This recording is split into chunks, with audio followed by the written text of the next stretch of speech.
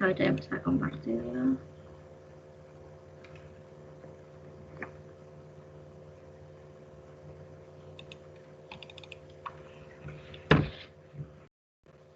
Ya no se ve, ¿verdad? A ver, ahora sí, lo estoy cargando.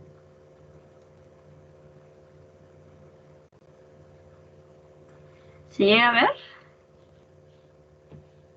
Sí, ya se ve. Ya, perfecto.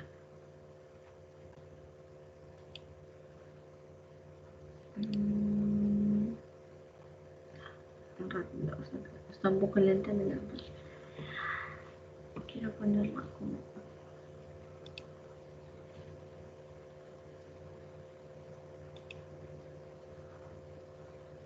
¿Le llegan a ver en grande o todavía no?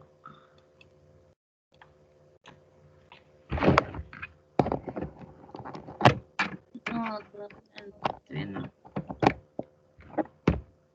Ahora sí creo. Un ratito, por favor. Y está muy lenta. Ya, a ver. ¿Ahora se ve grande? sí. Ya, perfecto. Entonces hoy día vamos a complementar lo que vimos en la clase pasada, que es el tratamiento de diabetes mellitus, el síndrome metabólico, algunas dislipidemias y disfunciones hipotalámicas, ¿ok? Sé que si es que no me entienden alguna cosa, me piden que les explique de nuevo, no hay ningún problema, ¿ok? Y vamos a empezar. Entonces, el índice para la clase de hoy es el tratamiento de diabetes, es obesidad y síndrome metabólico, dislipidemias, que ahora vamos a ver, e hipofunción hipotalámica hipoficiaria. Entonces, lo que tenemos que ver primero es el tratamiento de la diabetes mellitus. Nosotros, en general, sabemos que el tratamiento va a depender de cómo o cuán alto esté la glucosa. Si vemos que es una glucosa, obviamente con rangos de diabetes, pero ya no tan alta como 500, 600 o 400, lo que primero se suele hacer, y ahorita vamos a verlo, son medidas generales. Y de eso nos basamos en este cuadrito que ven aquí. Aquí lo que se ve es la meta. Por ejemplo, nosotros normalmente manejamos ese rango de glucosa. Menor de 100, menor de 110, es nuestra glucosa preprandial, o sea, en ayunas, lo que debería ser normalmente, ¿no? Pero en los pacientes diabéticos, como de por sí su cuerpo ya está acostumbrado a trabajar con una glucosa alta, han habido estudios que han comprobado que no es recomendable bajarlo tanto, o sea, no es recomendable bajarlo hasta 100 por ejemplo, de glucosa, sí, menor de 100, no. Ha visto estudios de que es mejor que, si bien cierto, esté bajo, pero no tan bajo como el rango normal, porque como le mencioné, su cuerpo ya está acostumbrado a trabajar con esos niveles de glucosa. Entonces, por eso es que la meta para la glucosa preprandial es de 90 a 120, o sea, ven, los normales hasta 100. Pero se deja un rango hasta 120 porque le mencioné que el cuerpo ya está acostumbrado a trabajar con esa glucosa. Y se ha visto inclusive mayor tasa de mortalidad si es que le llegan a bajar tanto o tan estrictamente la glucosa. Es algo que deberían tener en cuenta. Normalmente dice la glucosa postprandial es menor de 110 o menor de 140, normalmente la glucosa después de comer. La meta para los diabéticos es menor de 180, ¿ok? Como les mencioné, no hay que bajar tanto porque no se oscila o se puede hacer daño en todo caso. Y también quiero que se fijen en esto, su hemoglobina glicosilada. Una hemoglobina glicosilada normal es menor de 6. Pero en los diabéticos, basta que esté con 7 o menor de 7, se puede decir que ese paciente está controlado. Sí les voy a pedir que recuerden esos valores porque a veces preguntan eso y es importante, ¿no? De que no es necesario bajar al paciente tanto la glucosa.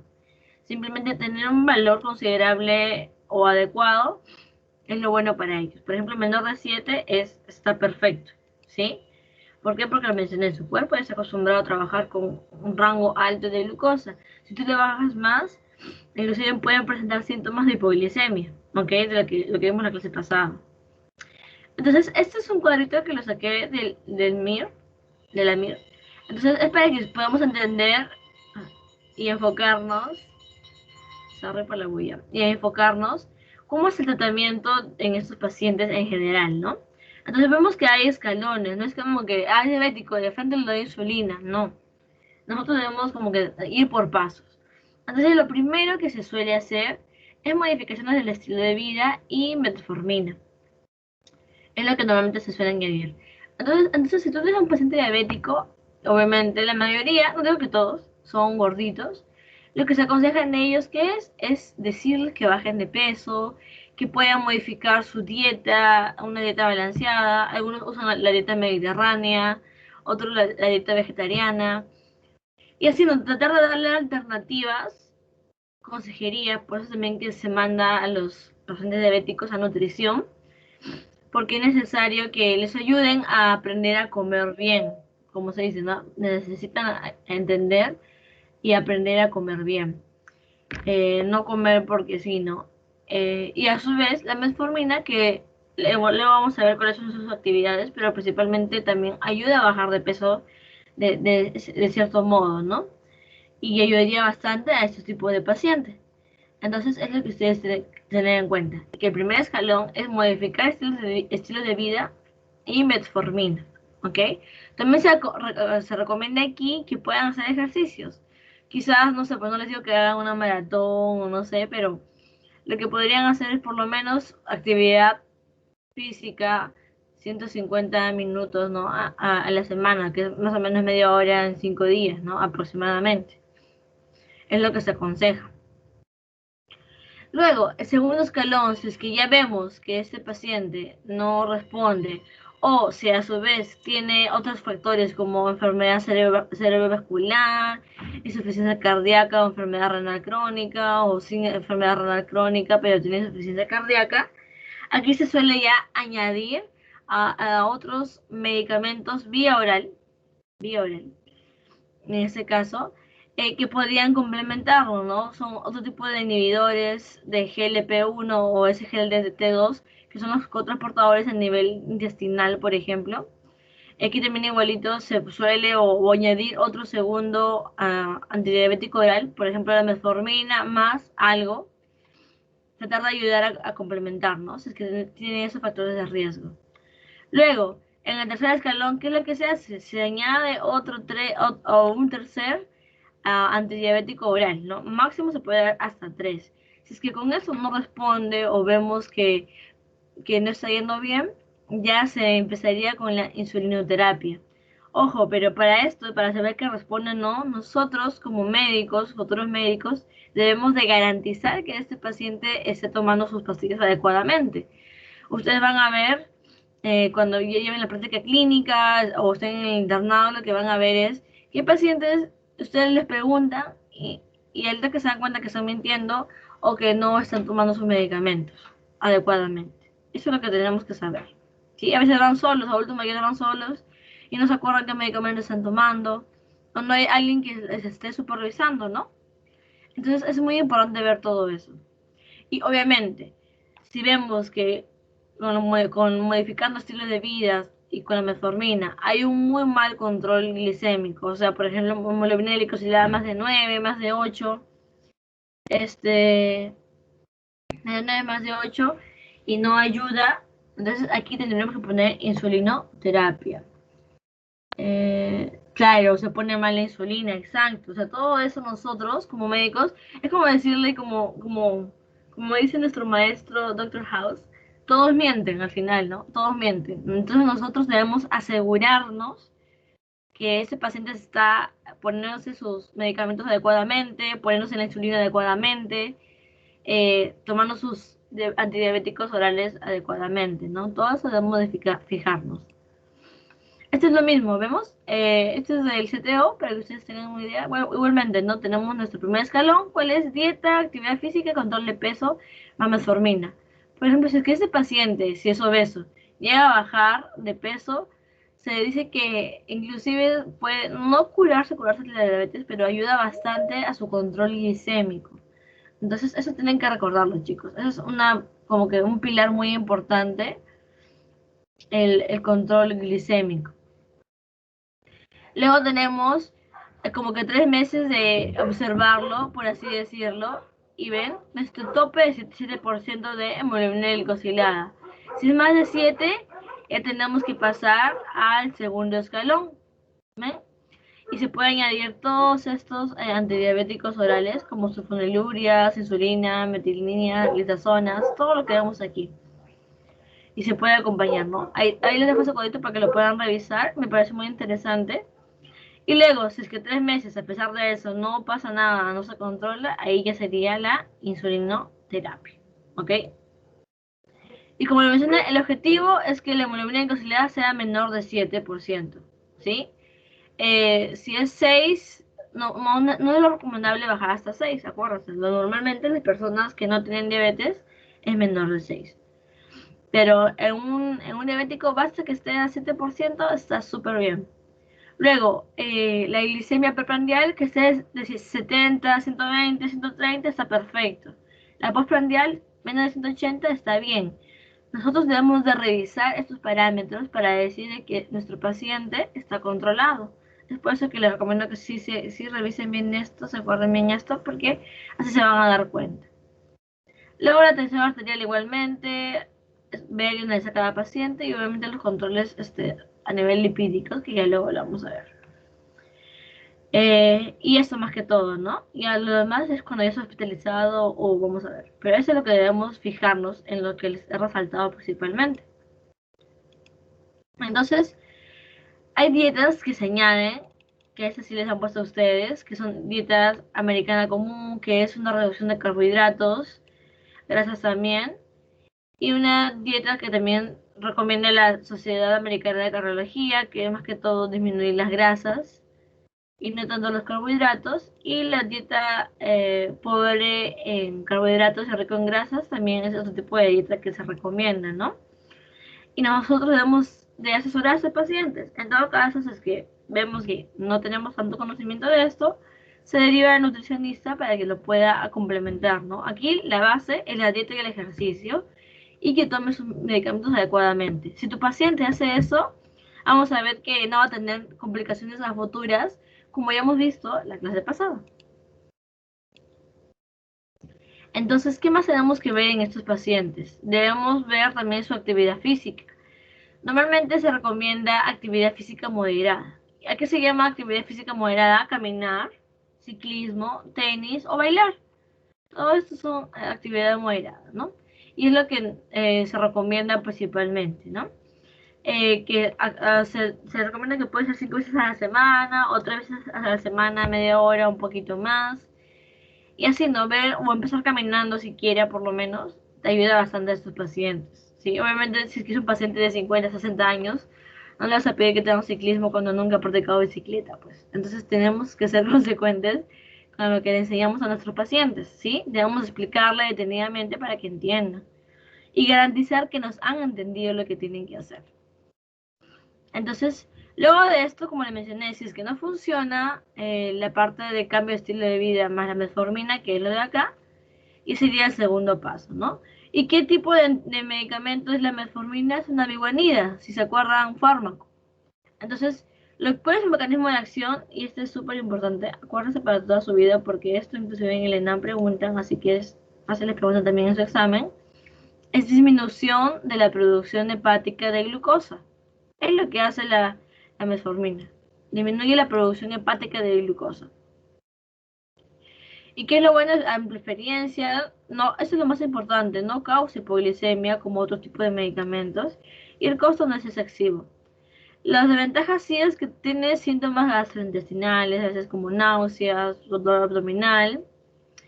Y un síntoma raro, si les preguntan a ustedes, complicación rara de la metformina es la acidosis láctica. Es rara, pero sí se puede presentar. Entonces es bueno que lo tengan en cuenta.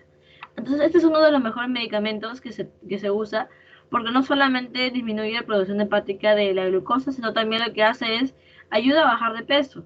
Es por eso que se da como primera línea en estos pacientes, acompañado de la dieta mediterránea, acompañado de la dieta normal y todo lo demás, ¿sí? Y actividad física. Luego vamos aquí los inhibidores de la SGLT2 o del sodio glucosa transportador 2, que se encuentra a nivel de la luz intestinal, ¿ok? ¿Cuáles son ese tipo de medicamentos? Son estos. Estos ya son, acuérdense, de segunda línea. No se usan como primera línea, de segunda línea. Estos son buenos, ¿sí? También te baja de peso, inclusive baja más de peso que el otro. Lo malo es que esto es muy caro, ¿sí? Es caro. Tienen alto costo, ¿sí? Es alto costo. Pero sí es efectiva para los pacientes que tienen la función glomerular conservada. Lo malo de esto, lo malo de esto es que causa hito. Y ahorita vamos a ver por qué. Y poliuria. Como le mencioné, se bloquea ese transportador a nivel del riñón, aumentando la glucosuria. O sea, elimina que se absorba, no permite que se absorba la glucosa, no lo permite. Y al no permitir que se absorba la glucosa, ¿qué pasa? Va a haber más glucosa, ¿dónde? En la orina. Entonces todo bien, ¿no? Porque ya no se absorbe y todo lo demás. Pero el problema es esto. Al hacer que la glucosa baje en la orina de una manera considerable, va a causar ITU y poliuria, ¿sí? Infecciones genitales también. ¿Por qué? Porque va a predisponer a que eso sea un caldo de cultivo para las bacterias. Es por eso que en pacientes que tienen esos problemas no se recomendaría darlo, ¿verdad? Entonces eso es algo que tienen que considerar ustedes. Y obviamente es carito, ¿no? Es carito. Otros son los inhibidores de DPP4, que son los que están aquí. Estos son los fármacos que se usan normalmente. También lo que se hace es aumentar la secreción de la insulina. Miren, si les preguntan a ustedes cuál es el fármaco que vaya directamente a actuar en la forma en la insulina, son los inhibidores de PP4, que aumentan la secreción de la insulina. Lo bueno es que no causa hipoglicemia y neutral para el peso bien tolerado. Y esos son los efectos raros, ¿no? A veces pueden causar urticaria, principalmente, o aumenta la posibilidad por falla cardíaca. O sea, a un paciente que tiene falla cardíaca no le vamos a dar los inhibidores de PP4, ¿ok? Acuérdense de esto que es muy importante. Y si es que tienen una función renal y hepática regular, hay que ajustar la dosis, ¿sí? Y obviamente también son caros. Las sulfonilurias, esos son otro tipo de medicamentos que también se usan normalmente, aunque en realidad ya no debería usarse, pero se usan todavía. Uno clásico es la glibenclamida, ¿sí? Otro también es la glimeperide, ¿sí? Que se usa normalmente más en España, en la parte de allá.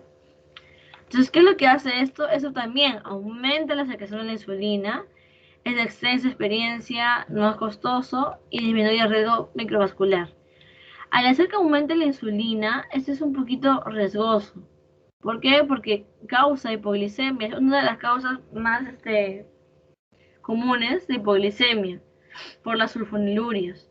O sea, en pacientes que, por ejemplo, su rango de glucosa está en 140, 150, no se recomienda usar esto porque le va a bajar demasiado la glucosa y va a causar hipoglicemia. También lo que hace es aumentar de peso. Una persona obesa, tú no le vas a agregar esto, ¿sí? Porque aumenta de peso. Entonces tienen que recordar esto, por favor. Otros son las tiazolinedionas, ¿sí? Estos son lo que vemos aquí, el clásico, este medicamento que vemos aquí. Y lo que hace principalmente es aumenta el HDL, eso es muy bueno. Ese es un efecto plus que tiene este tipo de medicamentos, que aumenta el colesterol bueno, por así decirlo, baja los triglicéridos y aumenta la sensibilidad a la insulina, ¿ves? Y bajo riesgo. Es uno de los mejores medicamentos que hay como segunda línea.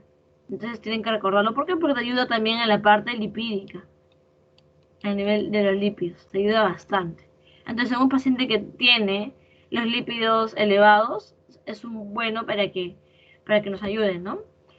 Lo malo de eso es que a veces aumentan de peso, edema o falla cardíaca, pérdida ósea y aumento de la LDL en el caso de este tipo de medicamentos, con la rosiglitazona principalmente. Pero en primera elección de este tipo de fármacos es el que está acá, la pioglitazona. Acuérdense, pioglitazona.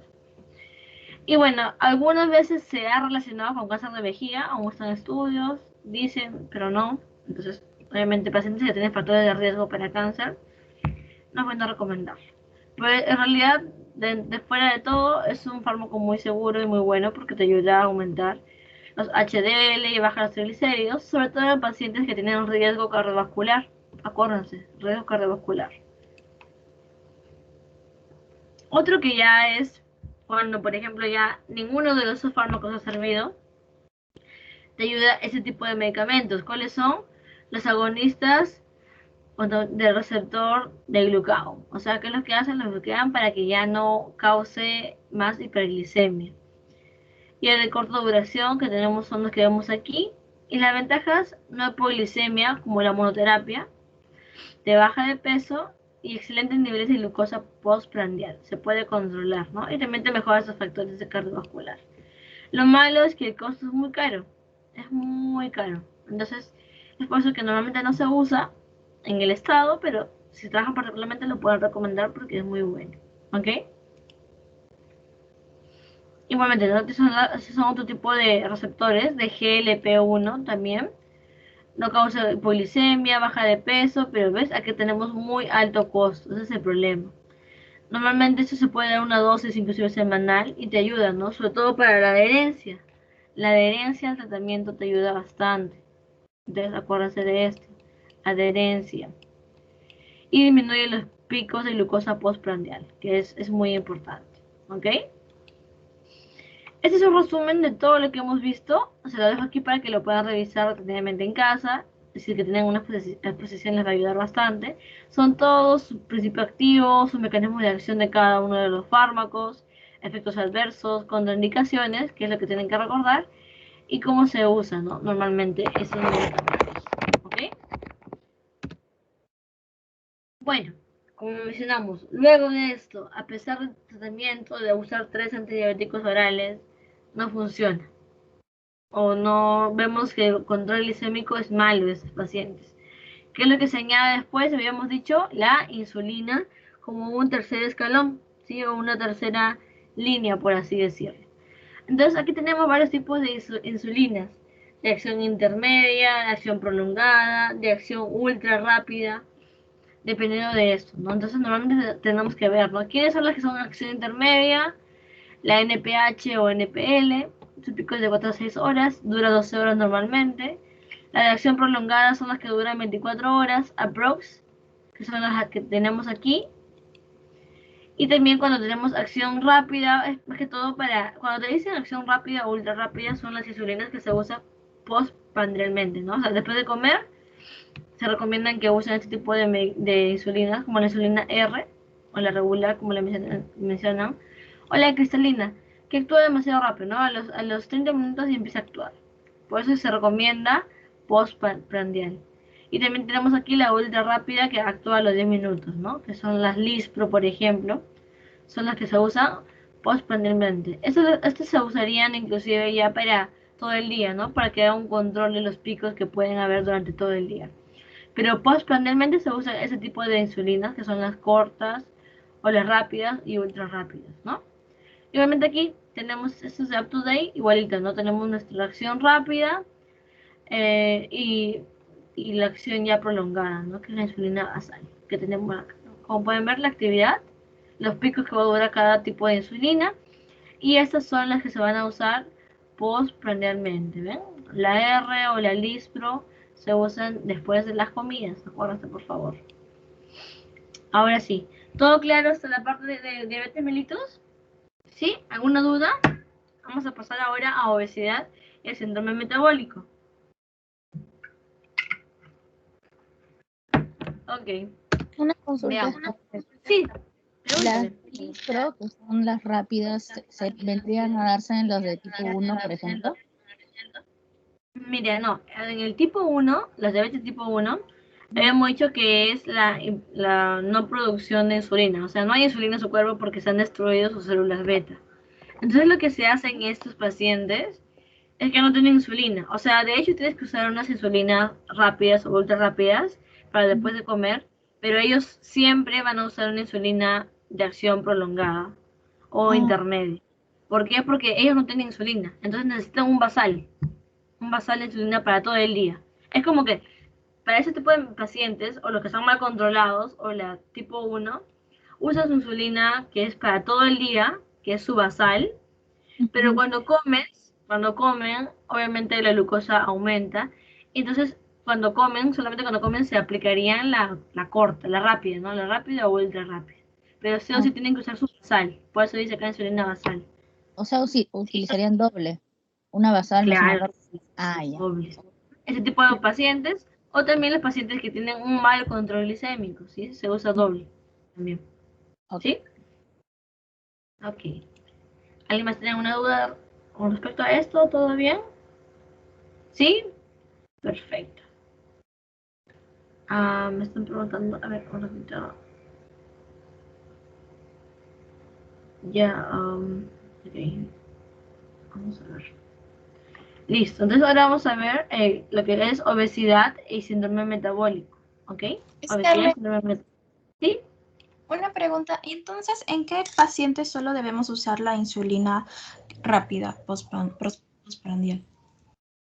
Eso va a depender mucho del paciente, cómo va, por ejemplo, yendo durante todo el día. Y para eso se controla, se debería tomar un glucotest, a esos pacientes. Por ejemplo, si es que tú ves que tu paciente solamente hace hiperglicemias después de comer, pero durante el día está en un rango aceptable, solamente usarías la rápida. En cambio, los pacientes que tú ves que sí tienen un mal control glicémico, que en cualquier momento del día sube su glucosa, esos pacientes sí debemos pensar inclusive en terapia doble de insulina. O sea, hay que ver todo eso, ¿sí? Para eso es que se hace un control de tus pacientes. Le dices, señores, luego de que coma, se controla la glucosa, o luego durante el día, después de haber comido unas 4 horas, 5 horas, tomen su glucosa. Porque imagínate que después del día, o solamente dándole la rápida, se controla su glucosa bien, no es necesario darle doble terapia de insulina, ¿no? Entonces, todo eso hay que ver, hay que analizar todo eso, ¿sí? Gracias. Ok. ¿Listo? ¿Alguna pregunta más de diabetes, tratamiento? ¿Los escucho? Ahora vamos a pasar a lo que corresponde obesidad y síndrome metabólico, ¿ok? Entonces, en términos generales, la obesidad, habíamos dicho que es el exceso de grasa almacenada en el tejido adiposo, ¿sí? Y es una enfermedad metabólica. Ya la obesidad se considera una enfermedad metabólica. Y es un factor de riesgo para enfermedades cardiovasculares y otro número de complicaciones en gran cantidad. Y eso ahora lo estamos viendo más que todo en la parte del COVID, ¿no? Me acuerdo que hace tiempo, cuando estaba en tercer año, cuarto año, fui a un congreso de medicina que era del endotelio, sí, del congreso del endotelio, o sea, solamente un congreso de 3 días para hablar del endotelio, de los vasos arteriales y todo esto. En el endotelio que vemos en los vasos. Entonces, me pareció muy interesante porque ahí tocaron el tema de la obesidad, ¿no? Y dijeron que el simple hecho de tener inclusive sobrepeso, pero más que todo la obesidad, causaba ya en el cuerpo un estado proinflamatorio, ¿sí? Proinflamatorio.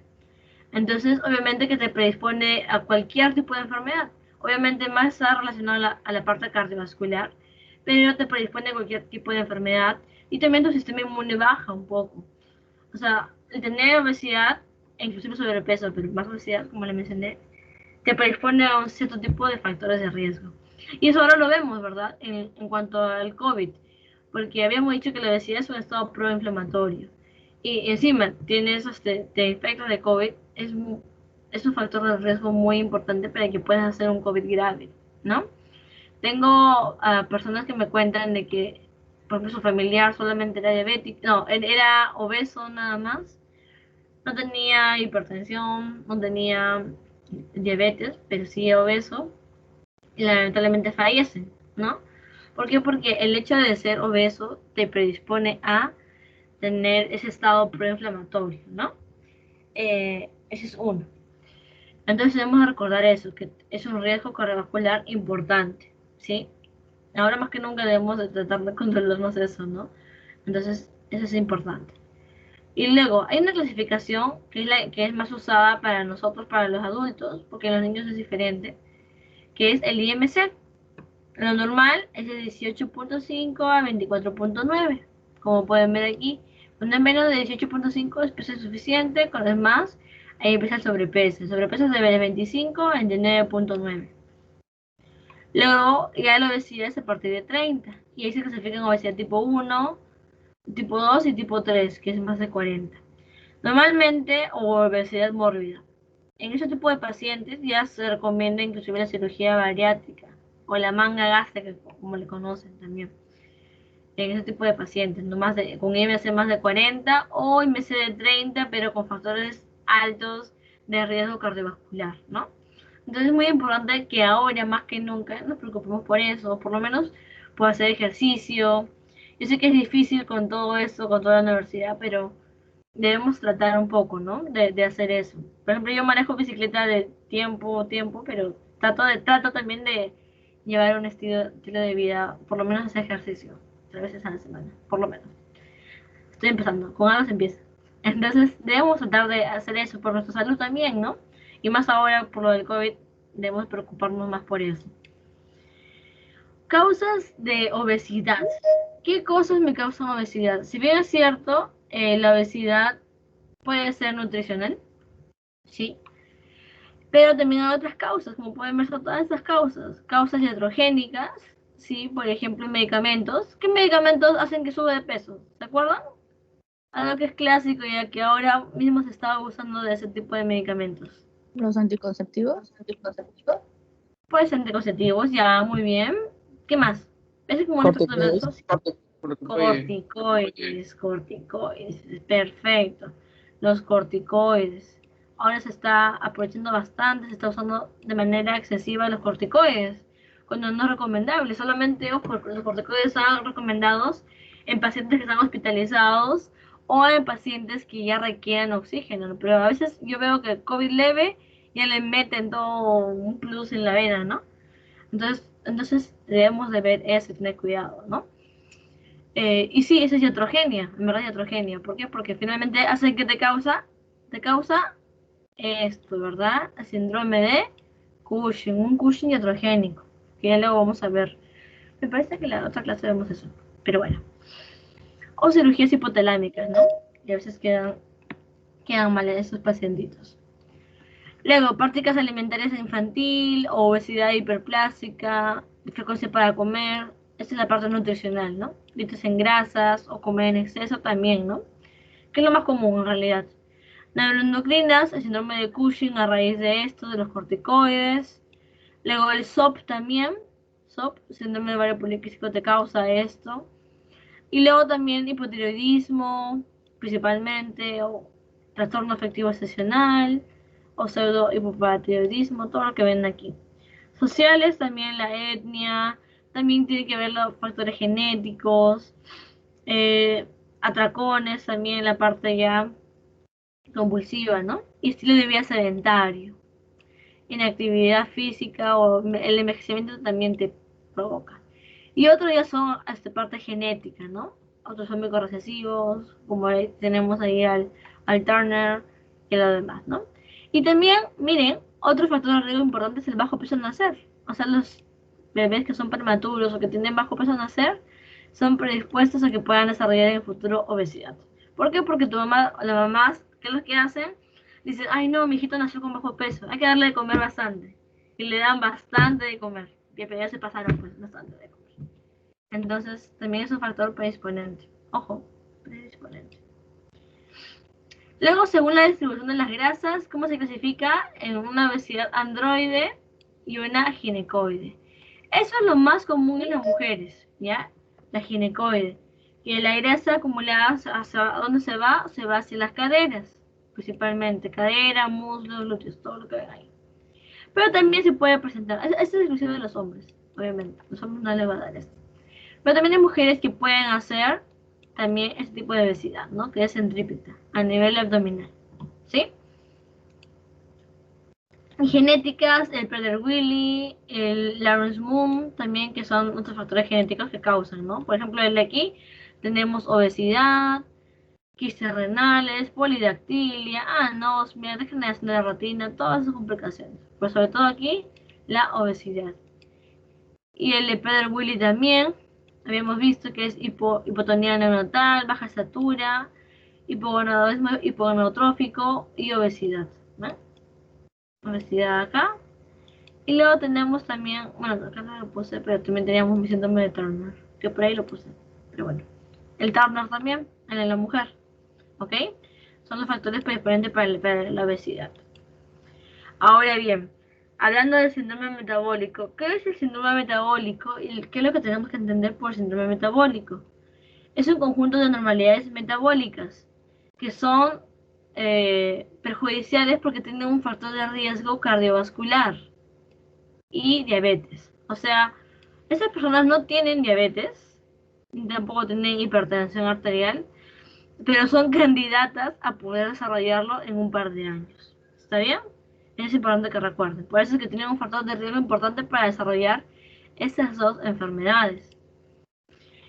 Y bueno, estas son todas las definiciones que van a encontrar cuando hablamos de síndrome metabólico. Hay según la OMS, según la ATP3, que es lo que más se usa, más comúnmente acordados, que son las que vemos aquí. Este es un cuadro comparativo para que ustedes vean. ¿Y cuáles son los parámetros que me hacen decir este paciente tiene síndrome metabólico y es un candidato a que puede desarrollar en un futuro diabetes o enfermedad cardiovascular? Son estos 1, 2, 3, 4, 5. Estos 5 parámetros son los que se ven. La glucosa, el colesterol HDL, miren, HDL, triglicéridos, obesidad e hipertensión. El HDL es el que se conoce como el colesterol bueno, a que le dicen colesterol bueno. ¿Y por qué? Porque lo que se encarga es de recoger la basura, que es el colesterol malo, que está por las arterias y todo el cuerpo. Como pueden ver, ahí consideran el HDL y no consideran el LDL. ¿Por qué? Porque ha habido estudios que se ha visto así. Personas que tienen muy baja cantidad de HDL y personas que tienen alta cantidad de LDL, pero su HDL está casi normal. ¿Quién de los dos creen ustedes que tenga mayor factor de riesgo para desarrollar la enfermedad cardiovascular? ¿El que tiene menor cantidad de HDL o el que tiene normal, pero LDL alta?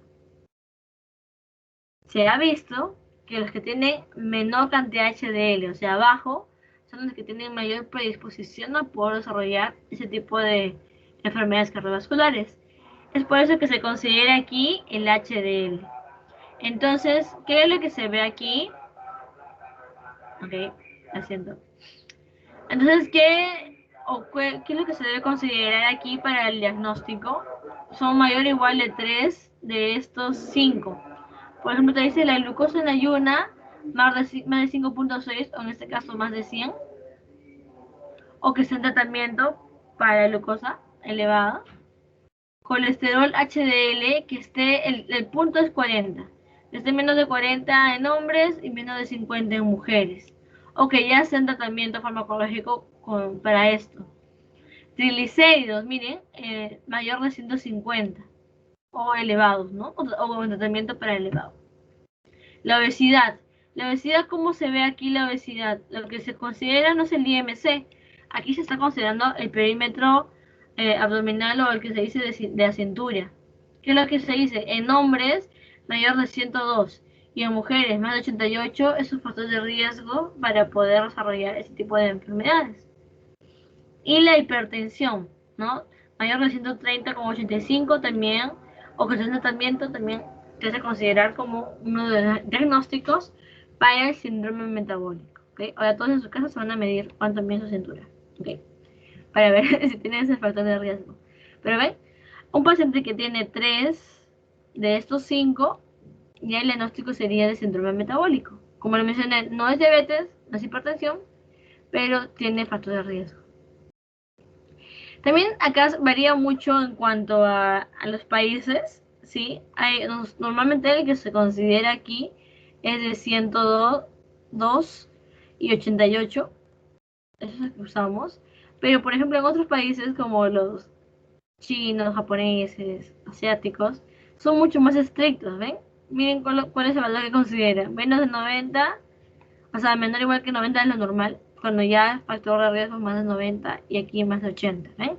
Son mucho más estrictos, también por la misma etnia, por su mismo... o sea, las personas de allá son mucho, tienen que ser mucho más delgadas y es por eso que consideran esto.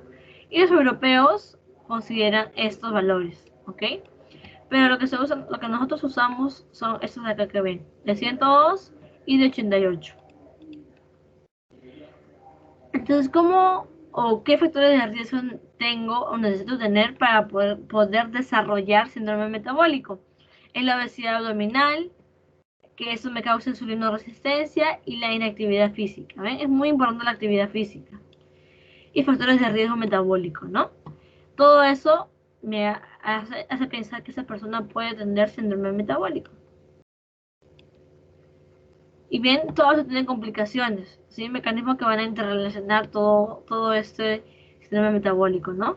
Miren, el simple hecho de tener obesidad central, con resistencia a la insulina y intolerancia a la glucosa, todo esto me predispone a tener todo este tipo de enfermedades. Dislipidemia, disfunción endotelial, hipertensión arterial, complicaciones macrovasculares, estado procoagulante también, ¿ven? El simple hecho de tener obesidad y resistencia a la insulina hace que estemos en un estado procoagulante, ¿no? Y eso me hace más predisponente a poder desarrollar, por ejemplo, un COVID grave en esos tiempos, ¿no? Eso es importante. La obesidad te causa esa resistencia a la insulina. Pero nosotros debemos diferenciar esas dos cosas. Si mis células beta están normal, solamente es una hiperinsulinemia compensatoria debido a mi resistencia a la insulina y hace que tenga una normoglicemia. Eso sería el síndrome metabólico. Pero si ya vemos que la alteración de las células beta y hay una deficiencia de insulina, obviamente va a haber una hiperglicemia y aquí el diagnóstico ya sería diabetes mellitus tipo 2, ¿ok? ¿Ven esta diferencia? Es importante que recuerden, ¿ok? El síndrome metabólico no es una diabetes mellitus. Se podría decir que es un estado previo a la diabetes mellitus, ¿ok? Y bueno, ¿cuáles son los objetivos terapéuticos en estos pacientes? Acuérdense que estos pacientes son de alto riesgo para que puedan generar después una diabetes mellitus o que puedan generar una enfermedad cardiovascular.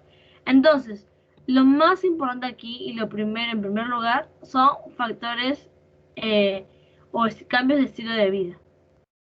Por ejemplo, en la obesidad abdominal, lo que se dice es reducir el peso corporal al año entre un 7 a 10%. Por ejemplo, si pesa, no sé, 100 kilos, que haya bajado 10 kilos en un año por lo menos es algo bueno porque está andando en conciencia y está preocupándose por su salud.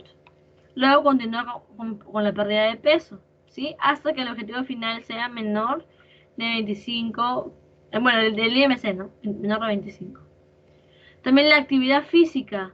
Se recomienda al menos 30 minutos, ¿sí? De ejercicio continuo o interdiario, ¿no? 5 veces por semana aproximadamente, pero preferiblemente diario. Mira, 30 minutos diario, suficiente para que puedas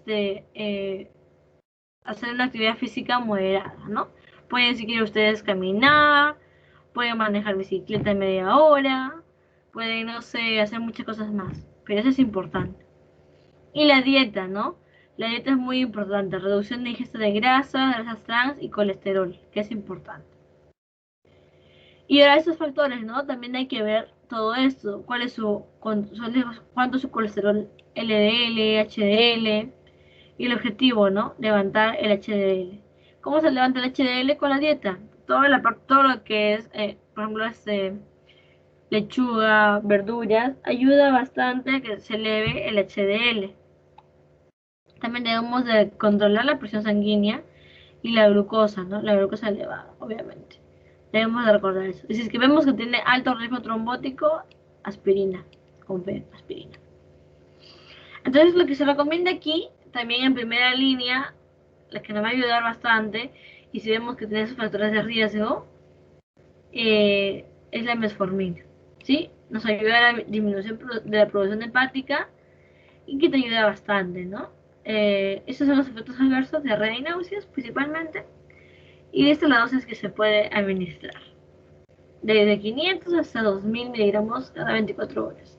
Lo puedes dividir en 2 veces al día, 1 vez al día. Eso es lo que se complementa, ¿sí? Complementa y ayuda bastante en ese tipo de pacientes. Y bueno, el tratamiento para la obesidad de esos pacientes. ¿Qué se hace? Inhibidores del metabolismo de las grasas. Esto es lo que se usa en algunos países, pero en realidad es caro. Acá en el Perú no se usa mucho, pero igual se podría usar, ¿no? ¿Qué es lo que te hace? Es un inhibidor de la enzima de la lipasa a nivel gastrointestinal, que lo que hace que ayuda o elimina o ayuda a disminuir la absorción de las grasas principalmente. Y esos son los efectos adversos que te van a dar. Si obviamente disminuye la absorción de las grasas en las heces, las heces van a ser oleosas y grasosas, ¿no? Y también disminuye la absorción de vitaminas liposolubles, porque estas son las que se absorben con la grasa principalmente. ¿Hasta aquí todo claro? ¿Alguna duda? Perfecto, ¿sí? ¿Continuamos? ¿Continuamos, chicos? Terminamos este tema más y empezamos un break, ¿ok? Perfecto. Ok. Cuando hablamos de las dislipidemias... Ay, acá no se ha guardado bien. Bueno, ya. Estos son los que se les han puesto a ustedes y les he puesto aquí. La clasificación de las dislipidemias. Cuando hablamos de dislipidemias en general, debemos de recordar que esas enfermedades dislipidemias pueden ser dependientes de triglicéridos, solamente los triglicéridos elevados, solamente el colesterol elevado, y los dos pueden estar elevados. Entonces, dependiendo de esto, van a ser estas enfermedades que vemos aquí, que son las hipercolesterolemia primaria, por ejemplo, o familiar. Eso es cuando ya vemos que los pacientes tienen una cantidad elevadísima, tanto de colesterol como de los triglicéridos, sin causa aparente.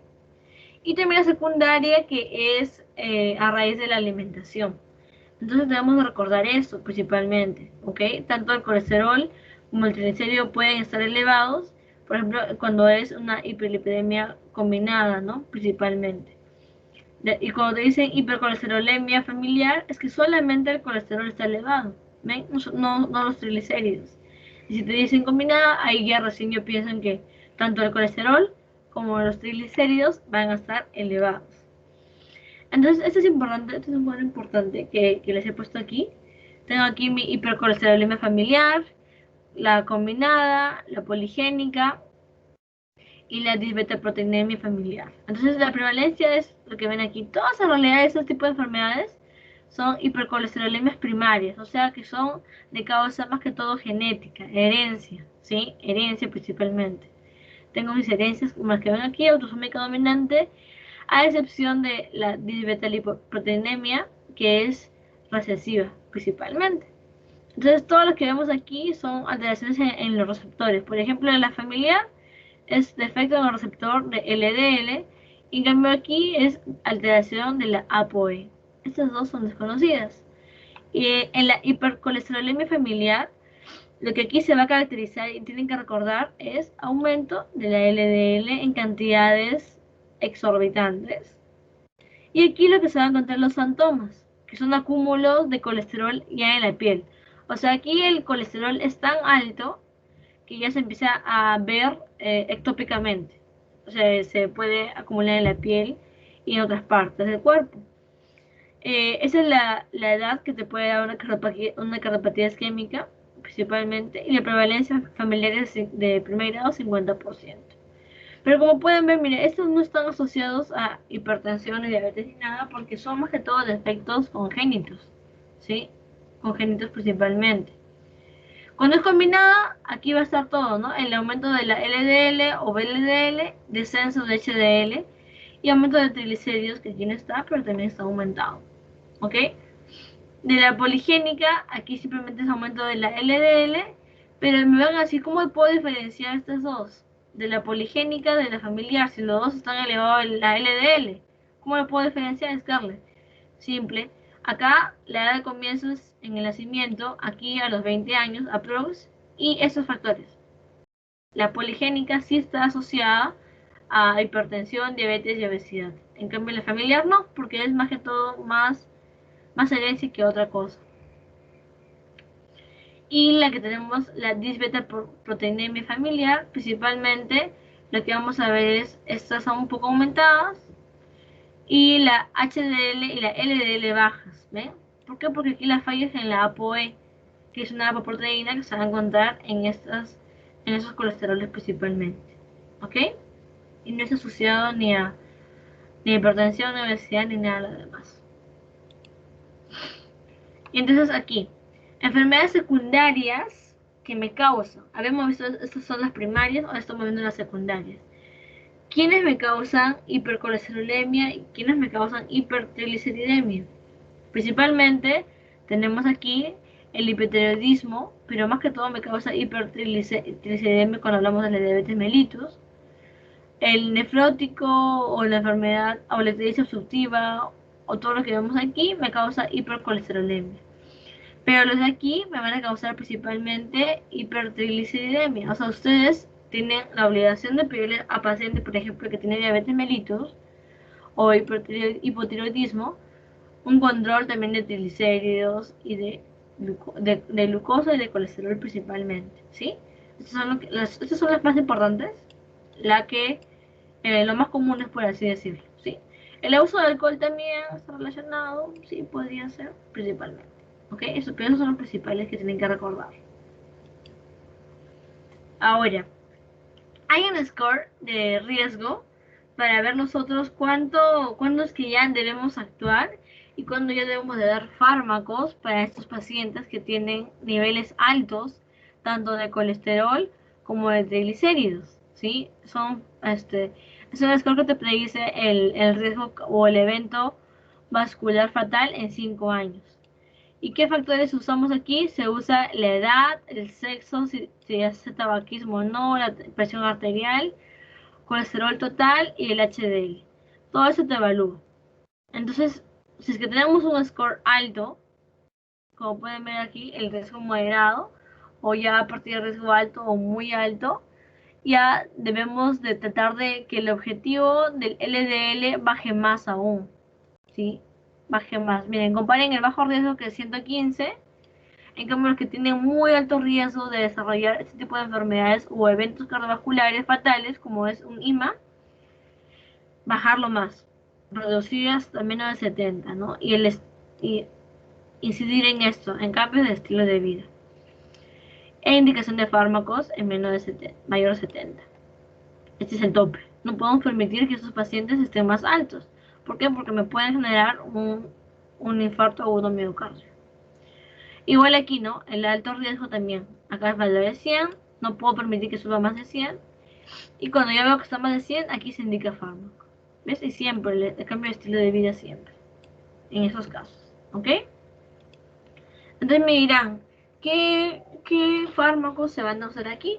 Aquí vamos a usar, por ejemplo, este es el que más se usa en las estatinas, que es el hidroximetilglutarid con enzima A reductasa. Esto lo que te hace este medicamento, que son las estatinas, me van a reducir los niveles de LDL y eleva los valores de HDL. Por eso es el que es más usado, porque lo eleva mi HDL y me reduce mi LDL. ¿Cuáles son lo que se contradice bueno, aparte de esto, los efectos colaterales importantes, miopía u aumento de las enzimas hepáticas? Por eso es que hay que hacerlo en control en los pacientes, ¿sí? También lo que se hace, y vamos a ver, es que reducen la mortalidad en total y reducen los accidentes cerebrovasculares. Es el más usado. Ustedes van a ver, cuando ya vean sus prácticas al internado, van a ver que esto se usa bastante, ¿sí? Para los pacientes que están con elevado, ¿no? Y el MINSA también lo cubre. El MINSA cubre eso también. Y estos son los medicamentos que se usan. Lovastatina, simvastatina. El más usado es la atorvastatina, ¿ok? La atorva es la que más se usa, principalmente.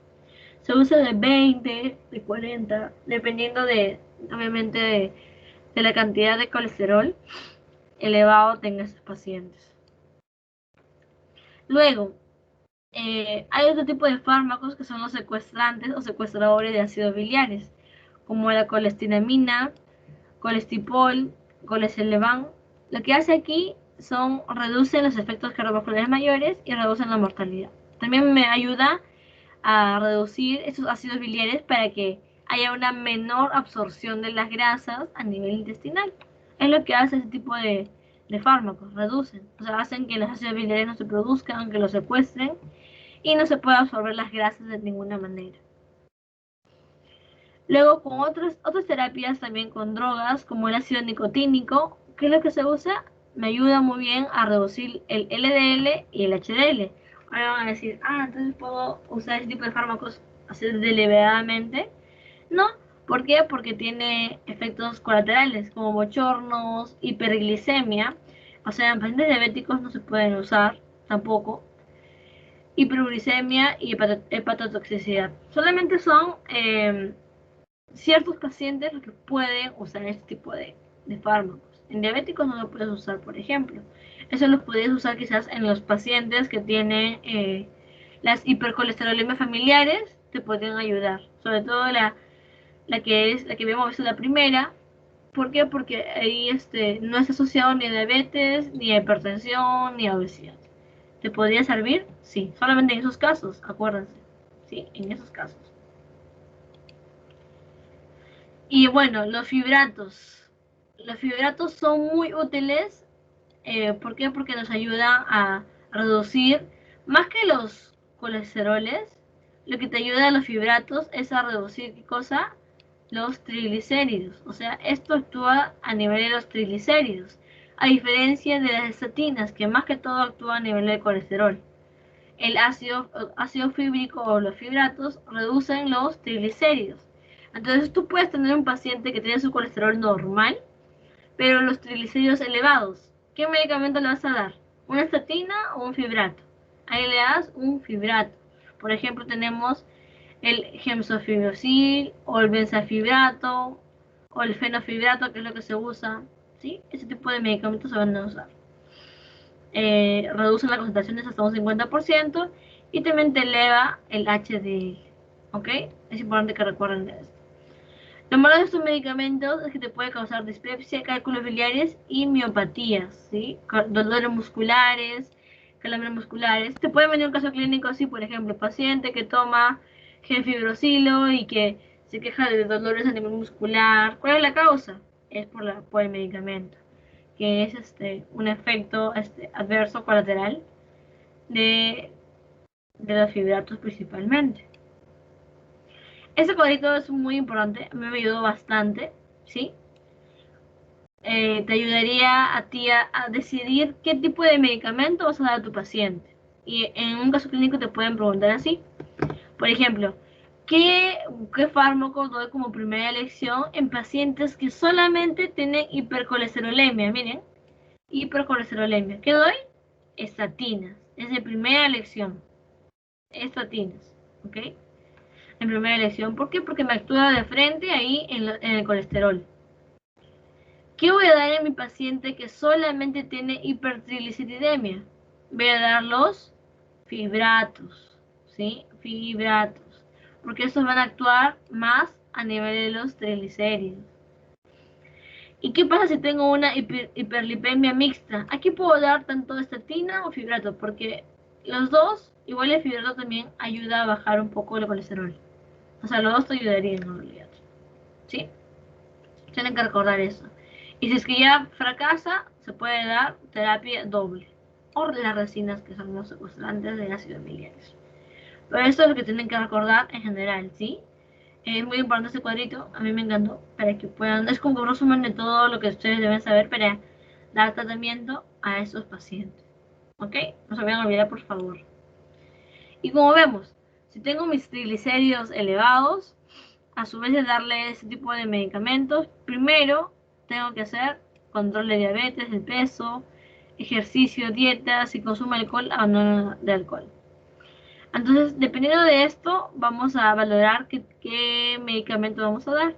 Si mis triglicéridos están entre 200 y 500, pero no hay enfermedad coronaria y tienen menos de 2 factores de riesgos, son medidas dietéticas, seguimiento y ver si es que puedo dar un fibrato o no. Cuando tiene ya más de 2 factores de riesgo, se da estatinas. Y estatinas o fibratos dependiendo del control de los triglicéridos. También si tiene una enfermedad coronaria. Pero ya, obviamente, si tiene más de 500, el fibrato me ayuda bastante.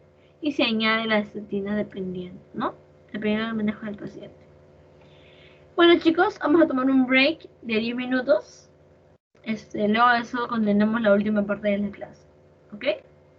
Si tienen alguna pregunta, me lo pueden hacer ahorita o por aquí o por el mismo Telegram, no hay ningún problema. ¿Ok? Entonces, un break de 10 minutos. 10 minutitos. Respiren, relájense. Vayan a tomar agua, vayan al baño. Despiértase, por favor.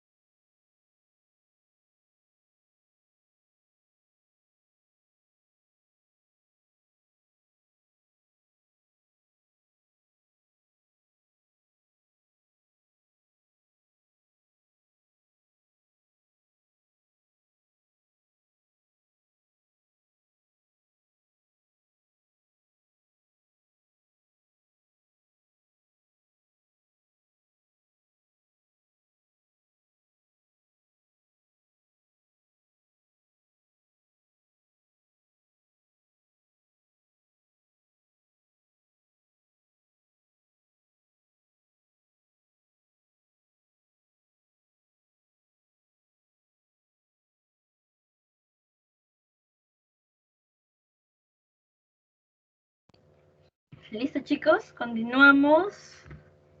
Ya sé que has tenido que relajar en sus pijamas. Ahora sí, para ya poder terminar, ¿ok? ¿Ya van a ver mi pantalla, por favor? ¿Me confirman? Sí se ve. Ya, perfecto. Me habían hecho una pregunta por interno. Me estaban preguntando a qué me refiero con factor de riesgo en esta diapo. Cuando mencionamos factor de riesgo, se menciona, por ejemplo, a familiares que hayan tenido un infarto agudo de miocardio, a personas que tienen diabetes ya, o a personas que tienen hipertensión, o personas que tienen otro tipo de factores de riesgo o enfermedades. Por ejemplo, a sus familiares cercanos que han tenido infarto agudo de miocardio, o han tenido ACV. Todos esos son factores de riesgo para poder desarrollar más eventos cardiovasculares. Entonces, es por eso que a esto se refiere a los factores de riesgo. ¿Ok? ¿Se entendió? ¿Sí? Perfecto. Ahora vamos a ver la que corresponde a la hipofunción hipotálamo hipoficiaria. ¿Ok? Estos más que todo van a ser enfermedades que se van a encontrar a nivel del sistema nervioso central que van a repercutir en todo nuestro sistema. Es necesario que ustedes recuerden qué hormonas se encontraban a nivel del hipotálamo y de la hipófisis, porque esto es lo que vamos a ver. Y según esas hormonas, va a ver la clínica de los pacientes y de estas enfermedades. Por ejemplo, ¿qué significa la diabetes insípida? Es un tipo de diabetes que lo que va a causar aquí es una eliminación de gran volumen de orina, ¿sí? Es una eliminación de gran cantidad de orina. Es una orina diluida, sin sabor, insípida, poliuria. Y obviamente, como va a haber una cantidad de orina disminuida, del volumen disminuido, va a quedar en nuestro plasma gran cantidad de glucosa. Es por eso que se llama diabetes insípida. ¿Ok? Diabetes insípida. Entonces, aquí característico va a ser la osmolaridad urinaria y es lo que lo va a diferenciar de otro tipo de diabetes u otro tipo de enfermedades. Tenemos aquí la diuresis osmótica. Esta orina va a ser una orina hipertónica, más de 300 miliosmoles por kilo. Es por eso que como es osmótica va a jalar gran cantidad de agua, ¿sí?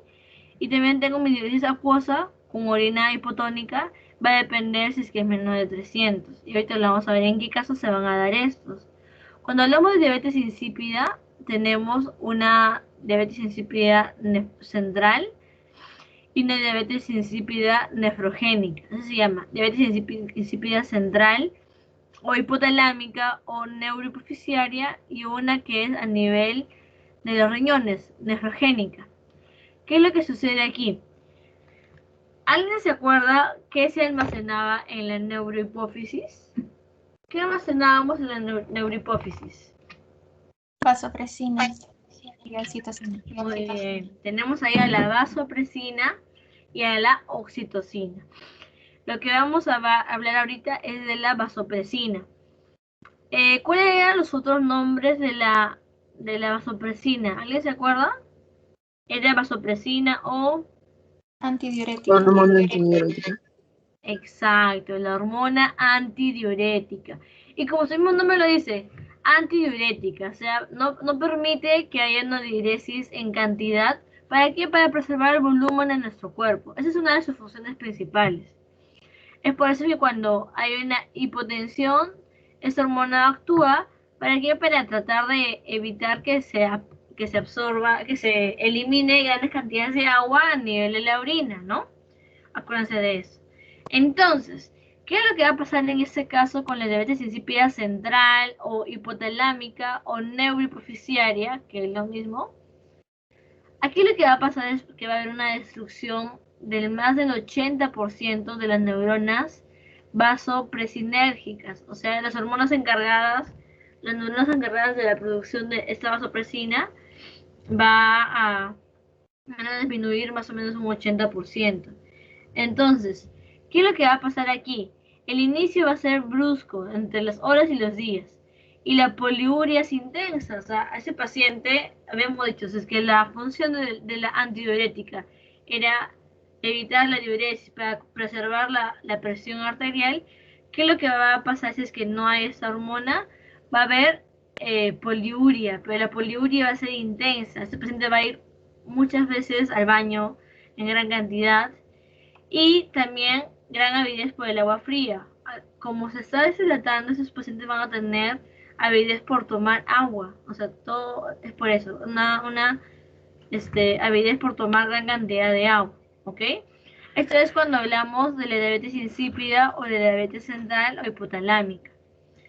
Luego, cuando hablamos de la diabetes nefrogénica, esta puede ser tanto adquirida o puede ser hereditaria. Cualquiera de estos dos. Adquirida o hereditaria. Habíamos dicho, ¿cuál es el mecanismo de acción de la hormona antidiurética? Actuaba a nivel de los túbulos, tubo colector, túbulo distal. ¿Mediante qué receptores? ¿Se acuerdan qué receptores hay ahí? Donde actúa mi hormona antidiurética. ¿Se acuerdan cómo se llama? Empieza con A. ¿Cómo se llaman esos receptores que están ahí? A. Muy chicas. Aquaporinas, ¿ok? La vasopresina o la hormona, sí, genial, gracias, ya vi el chat. Sí, aquaporinas, gracias Roxana, exacto, las aquaporinas. La vasopresina o la hormona antibiótica así actuaba a nivel de las aquaporinas, a nivel de los túbulos, el túbulo colector principalmente, el túbulo distal ahí, actuaban mis aquaporinas. ¿Para qué? Para que reabsorban la cantidad de agua y no se pierda, ¿no? Es lo que normalmente sucede. Entonces, cuando hablamos de nefrogénica significa que el daño no está a nivel central, sino a nivel de los riñones. ¿Qué es lo que va a causar? Va a haber una reducción de mis receptores de aquaporina. Las adquiridas pueden ser secundarios fármacos. Por ejemplo, el litio dice que va a reducir aproximadamente un 95% de las aquaporinas. Y obviamente eso causaría esa diuresis abundante. U otros fármacos como cisplatina, fotericina B, foscarnet, aminoglucósidos también. Todo ese tipo de fármacos ayudarían a la disminución de las aquaporinas. Luego, alteraciones metabólicas pueden ser la hipercalcemia o la hipopotasemia. Lo que hacen es distorsionar todo el metabolismo a nivel renal, ya sea que hay ese desbalance y no puedan actuar bien estas aquaporinas. Luego tenemos a los que distorsionan la estructura de los riñones, obviamente van a causar ese daño, por ejemplo, la poliquitosis renal, la uropatría obstructiva, son los que van a desfigurar, por así decirlo, o distorsionar la nefrona. Por lo tanto, los receptores no van a funcionar bien, ¿sí? Impiden ese mecanismo que había, ¿no? Y cuando hablamos de hereditario, estos son los síntomas. ¿Y cómo nos vamos a dar cuenta que es hereditario? Porque los síntomas que habíamos dicho que son estos de ahí, van a aparecer en la primera semana de vida. Y cursan con gran hipernatremia. ¿Por qué? Porque es una diuresis. Se va todo el agua que te queda una hipernatremia. ¿Sí? Y luego son más que todo genéticos. El gen de la B2 o el gen de la acoporina 2 está alterado. Entonces todo eso hace que no funcione bien las aquaporinas a nivel renal. Entonces, esto me gustó demasiado ese cuadrito, así que en realidad que se resumen toda su clase que le han puesto a ustedes, le resumen aquí, en este cuadrito del CTO. Entonces, para que sepan, el DCI es la diabetes insípida central, la D es la nefrogénica y la P es la polidipsia primaria principalmente. Entonces, ¿qué vamos a ver aquí? ¿El paciente va a estar deshidratado o no va a estar deshidratado? ¿Cómo se ve esto? Se ve con su osmolaridad plasmática mayor de 295 o el sodio mayor de 145. ¿Por qué? Porque se ha perdido agua, entonces si se va el agua por la orina, se queda en nuestro plasma la cantidad de sodio, por eso está aumentado, o la osmolaridad está aumentado. Eso hay que ver en un paciente. Luego de esto, luego de ver que sí está deshidratado, vamos a ver que aquí se hace el test, o bueno, se añade la desmopresina, que es como un análogo de la vasopresina. Y aquí hay que ver la osmolaridad urinaria. Si es que está al doble, se dice que es una diabetes insípida central. Y si es que no hay respuesta a esto, es una diabetes insípida nefrogénica. ¿Por qué? Porque el daño está a nivel de los receptores. En cambio aquí, obviamente el daño es a nivel central y por eso es que está respondiendo muy bien con la desmopresina. ¿Y qué pasa aquí con a los que no está deshidratado ese paciente? Se le hace un test de deshidratación, se le induce la deshidratación con el test de desmopresina. Y aquí es donde podemos vernos si es que puede ser o no puede ser central o nefrogénica. Y esas son las diferencias, ¿no? Mi central, mi osmolaridad en plasma y la orina basal va a estar normal, más o menos aumentado, ligeramente disminuida, ¿sí? La osmolaridad de la orina va a ser, tras la deshidratación, va a ser igual. Y la osmolaridad tras el test de desmopresina, que vamos a ver aquí, va a aumentar más del 50%. Y es por eso que así veo que es central. Y si aún más añado la hormona antidiurética, tal cual, va a estar disminuida en el plasma. ¿Por qué? Porque habíamos dicho que cuando hablamos de la central, ¿qué quiere decir que es central? Que hay una disminución de las neuronas que producen la ADH. Es por eso que en el plasma mi ADH va a estar disminuida en la central. ¿Qué pasa en el caso de la nefrogénica? Cuando hablamos de la osmolaridad plasmática o basal, también puede estar normal o ligeramente aumentado o disminuido. Aquí la diferencia es la osmolaridad de la orina tras la administración de desmopresina. Aquí lo que no va a aumentar, no va a haber respuesta, y es por eso que yo puedo diferenciar de la otra. Y mi ADH, que es mi hormona antibiótica, va a estar normal o aumentada. Es lo mismo, porque el problema no es central. Aquí el problema es a nivel renal. Es por eso que no responde al test de la desmopresina. Acuérdense de esto, sí, por favor, acuérdense de esto. Y otro diagnóstico diferencial que le han puesto es con la polidipsia primaria, pero esto no lo vamos a tomar en cuenta porque no le han puesto ustedes aquí. ¿Ok? Principalmente quiero que recuerden esas dos diferencias. Y tras la respuesta del test o la inyección de desmopresina. ¿Sí? No se olviden de esto, por favor. Ya, esta es la test de deshidratación o privación de agua que le habíamos mencionado. Lo que se hace principalmente, más que todo, es que el paciente no puede ingerir nada de agua ante su hospitalización, no puede ingerir para ver cómo está el paciente. Esto se va a evaluar según el estado de deshidratación que va a tener el paciente. Se debe monitorizar el peso, todo lo que estamos aquí. Y monitorizar el sodio cada 2 horas. Entonces, esto es lo que... ¿Qué va a pasar? Que cuando quito el agua, cuando hago que no tome agua, aumenta mi osmolaridad plasmática. Porque si no toma agua, se está deshidratando por la orina y obviamente va a aumentar mi osmolaridad plasmática. ¿Y qué es lo que hace? El cuerpo, como les mencioné, ve que está deshidratado y ¿qué es lo que hace? Tendría que liberar ADH. Si vemos que concentra la orina en sanos normalmente, ¿sí? Hace que ya no bote gran cantidad de orina, más bien que se concentre. Y en polidipsia primaria también se ha aumentado. Esto es lo que normalmente se hace. Se depriva, aumenta la osmolaridad plasmática y libera el ADH. Es lo que normalmente se hace. Si vemos que esos pacientes no aumentan la osmolaridad plasmática o no concentra la orina o no responde, es que es negativo. Y si es que no, es que es positivo. Y aquí tenemos, ¿no? ¿Cuándo se suspende el test? Cuando vemos que ya la osmolaridad urinaria está siendo mayor, cuando la osmolaridad urinaria está estable, cuando hay pérdida de peso, porque quiere decir que el paciente se está deshidratando, cuando la sed es intolerable o hay una hipovolemia marcada, se suspende ese test y se le da agua porque el paciente está perdiendo por la orina. y la osmolaridad plasmática mayor de 295, o el sodio cuando ya ha subido. Y eso quiere decir de que sí, mi paciente está teniendo una diabetes insípida, ¿no?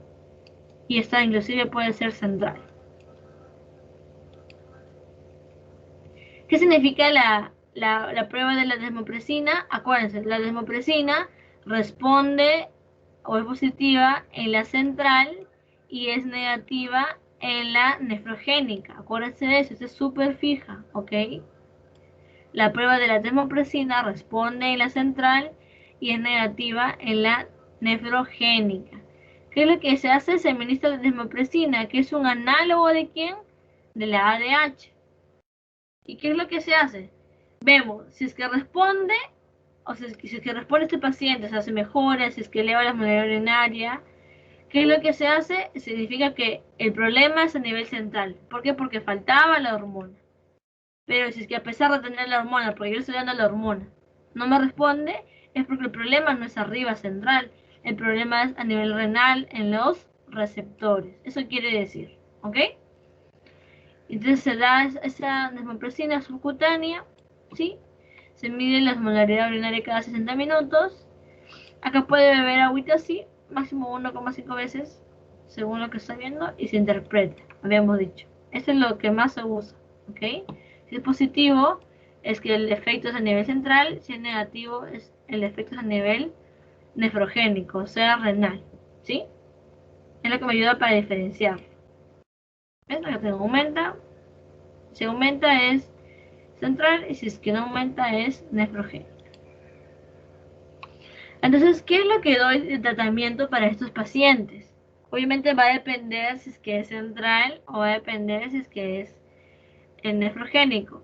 Si es central, vamos a ver que el tratamiento de elección va a ser esto, va a ser un análogo selectivo de receptor de vasopresina. Lo que nos va a ayudar es a poder de nuevo volver a que pueda concentrar la orina y todo lo demás.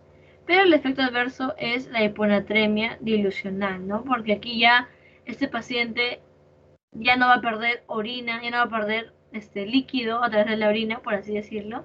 Entonces se empieza a acumular en el cuerpo, se acumula gran cantidad de agua, aún el plasma, o sea, la cantidad de plasma y de agua sube. ¿Y eso qué va a pasar? Va a diluir el sodio que había. Por eso es que hay una hiponatremia dilucional. No porque haya disminuido, sino porque lo que ha aumentado es el agua, por así decirlo. Y otros tratamientos son los que vemos aquí, la clorpropamida, carbazepina y las tiazidas o algunos AINES que nos van a ayudar a nivel renal principalmente. ¿Ok?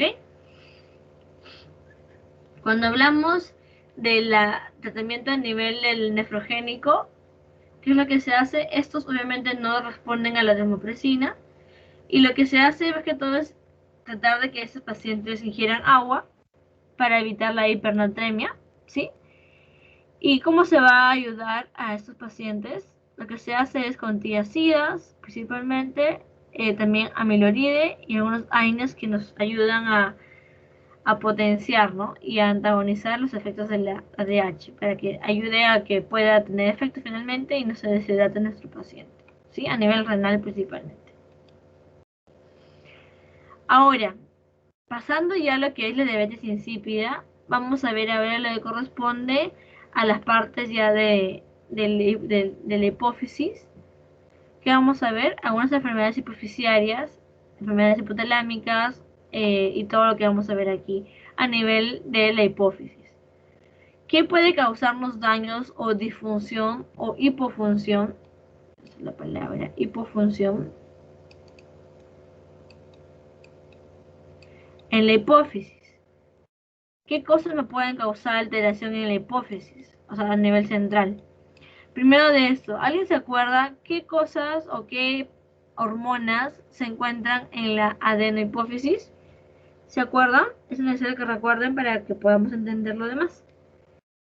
¿Qué hormonas se encontraban en mi adenohipófisis? Vamos, chicos. ¿Qué hormonas encontramos en el adeno? Hormona estimulante. Ya, la hormona estimulante de la tiroides, perfecto, la TSH. ¿Qué más encontramos? TRH. TRH, no. La TRH es a nivel del hipotálamo. La TSH sí es a nivel de la hipófisis. Si tienen que ver, perfecto, pero no se olviden, por favor, la TRH, todos los que tengan un R, significa relief, que es liberadora.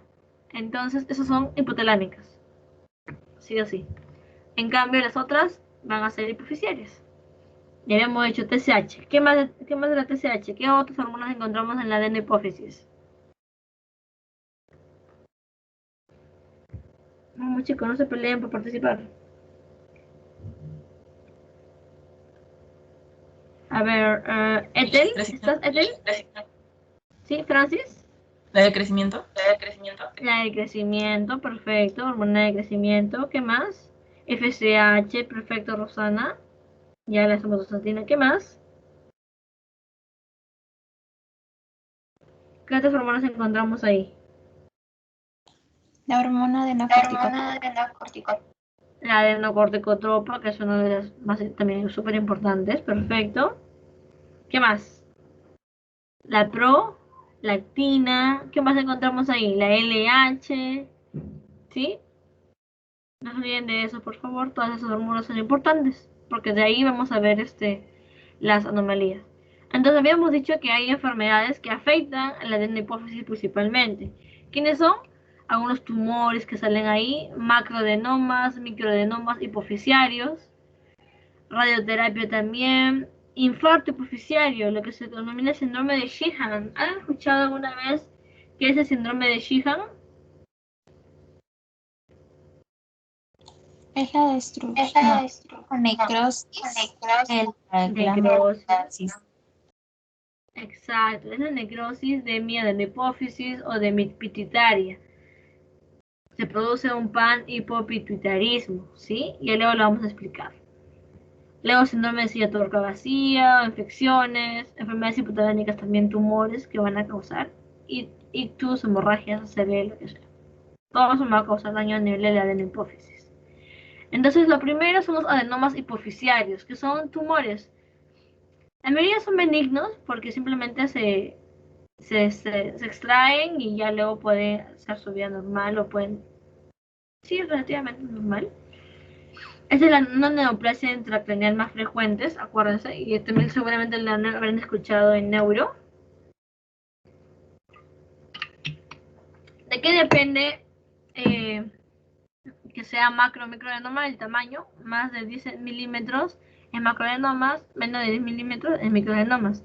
Y los que más clínicas van a dar son estos, son los macroadenomas, ¿ok? Y luego, según la capacidad de hormonas, vamos a tener, según su función. Por ejemplo, hay algunos que son los prolactinomas, que lo que hacen es producir gran cantidad de prolactina. Estos son los más comunes, sí, los más comunes, sobre todo en las mujeres, es lo más común. Luego la acromegalia, que es de la hormona de crecimiento. La enfermedad de Cushing, que esa enfermedad de Cushing es la central, y es diferente del síndrome de Cushing, ¿no? ACTH. Y las tirotropomas, ¿no? Que son con las hormonas tiroideas, ¿no? Estimulantes de la tiroides. Y según su benignidad, como les mencioné, la mayoría son benignos. Así que todo bien con esto. Los carcinomas o malignos es súper raro. Lo más común es que sean benignos, ¿sí? ¿Y qué es lo que va a pasar? O también otro tipo de causa, aparte de estos que van a causar alteración de la hipófisis, es el síndrome de Sheehan, de Sheehan. Es un infarto o una apoplejía, también se denomina, a nivel de la adenopófisis. Y este es el datito que ustedes deben de buscar. Es una hemorragia, es un infarto de la hipófisis luego de una hemorragia postparto. A ustedes le van a decir así, por ejemplo, me acuerdo que varias veces venía así, paciente mujer que luego de dar a luz tuvo sangrado abundante y meses después nunca pudo dar de lactar, se le cayeron los vellos del pubis y de la axila, refiere que tiene mucho frío, cosas así, ¿no? Es como que una alteración de todo. Recuerden que en el embarazo la hipófisis crece un poco porque está siendo sobreestimulada porque obviamente el embarazo necesita gran cantidad de hormonas. Entonces es por eso que crece.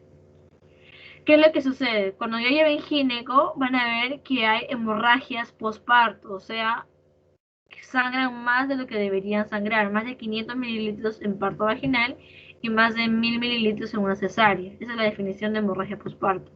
Entonces, esos pacientes sangran demasiado por X motivos, por muchas razones que pueden haber. ¿Y qué es lo que hacen? Obviamente que en nuestro cuerpo lo que trata de preservar son los órganos vitales como el corazón, cerebro, intestino y todo lo demás.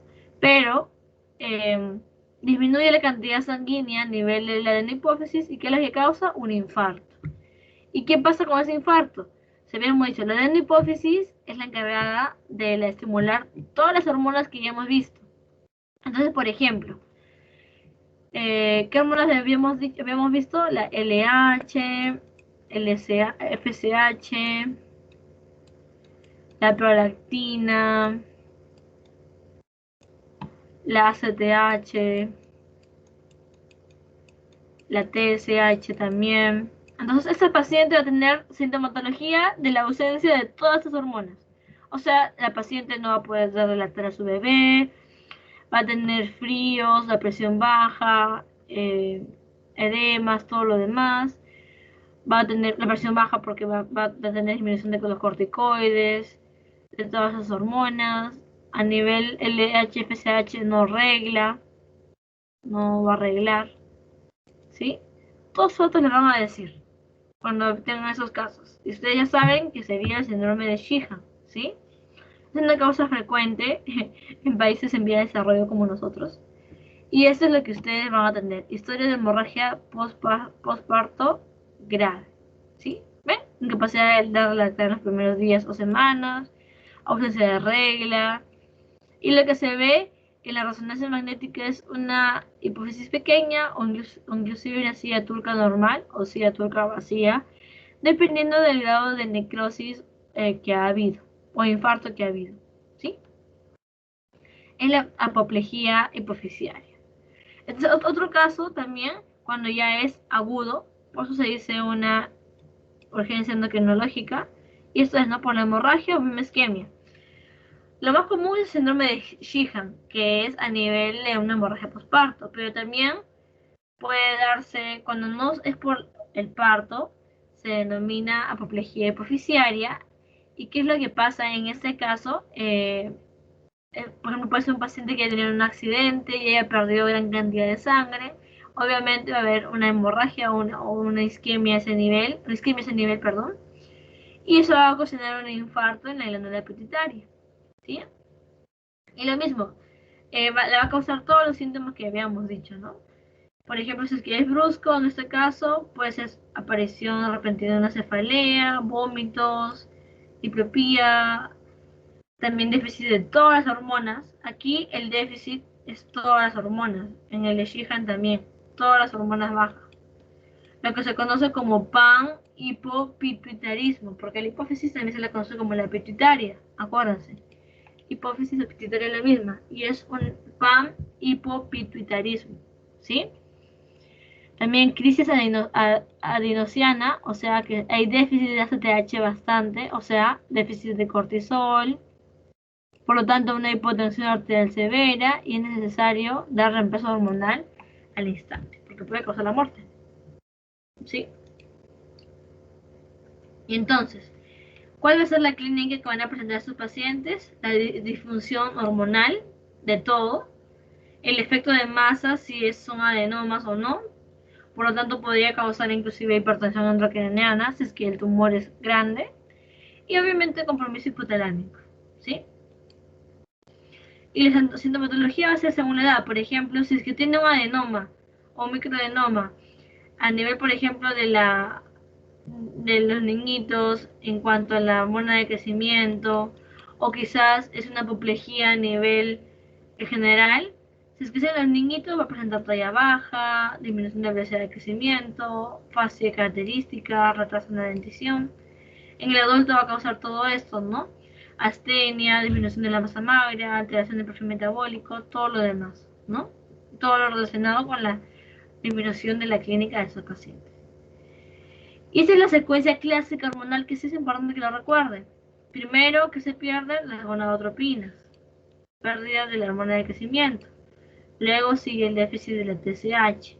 Y finalmente, y lo más grave, es el déficit de la ACTH, ¿sí? El déficit de ACTH principalmente, ¿ok?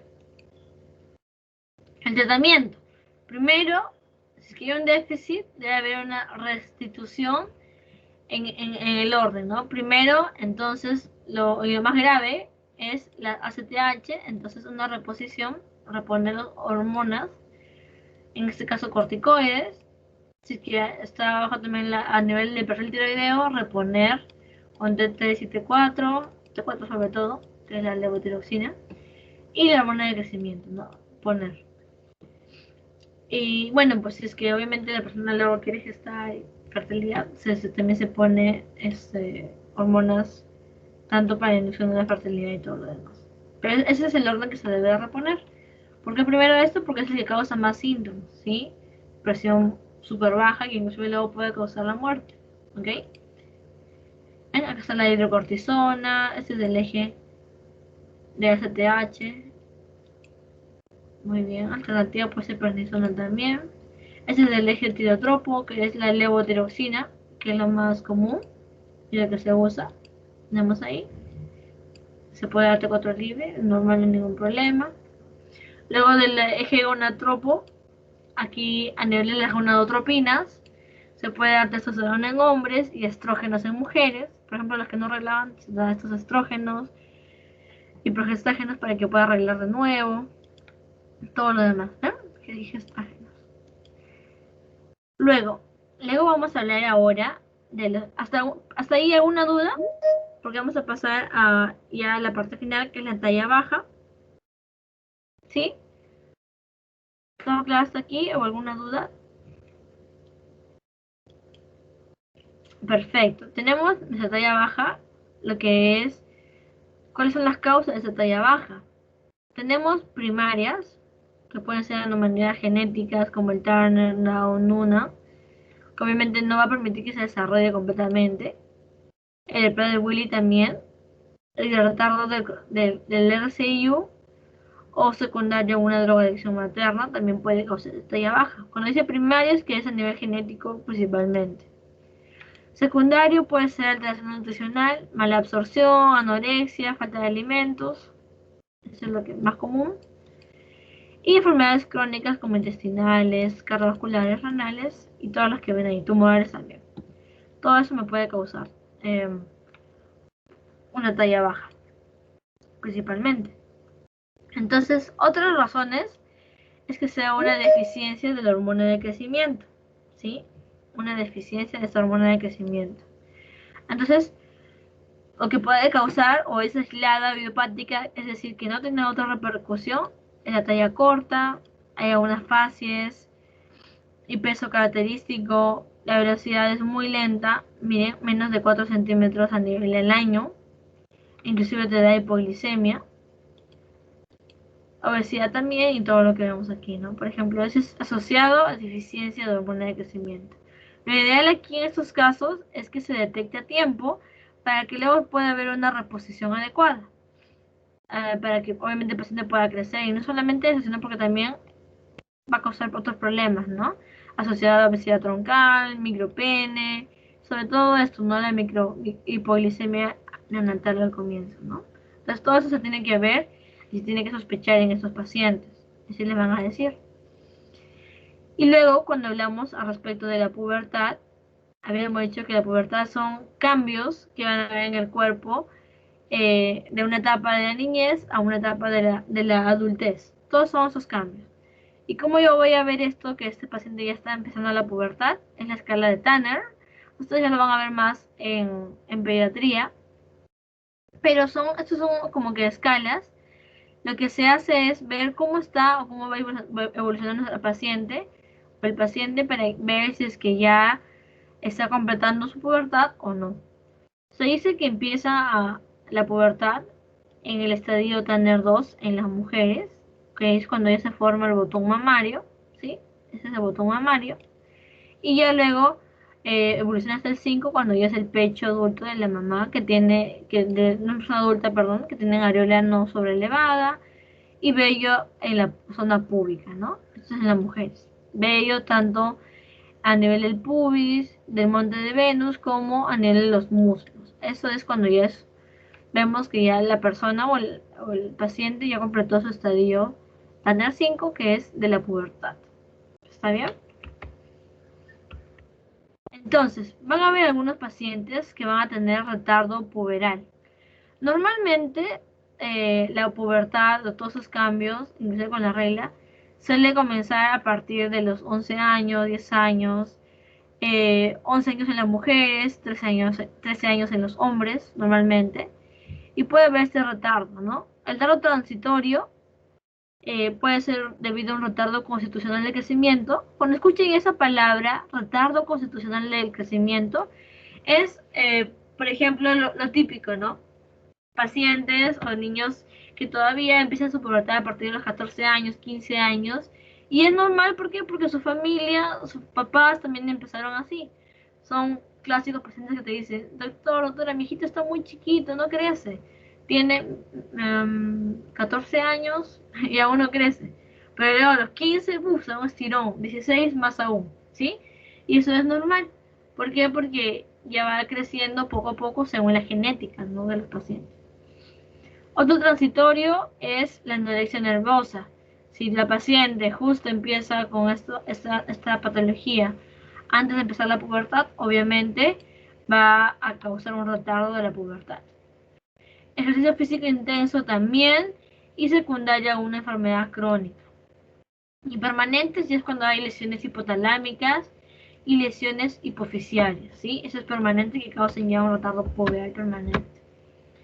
Entonces, como permanentes vamos a ver que tenemos síndromes asociados como el de Prader-Willi, el Larismund, que habíamos visto también porque tiene obesidad, ¿sí?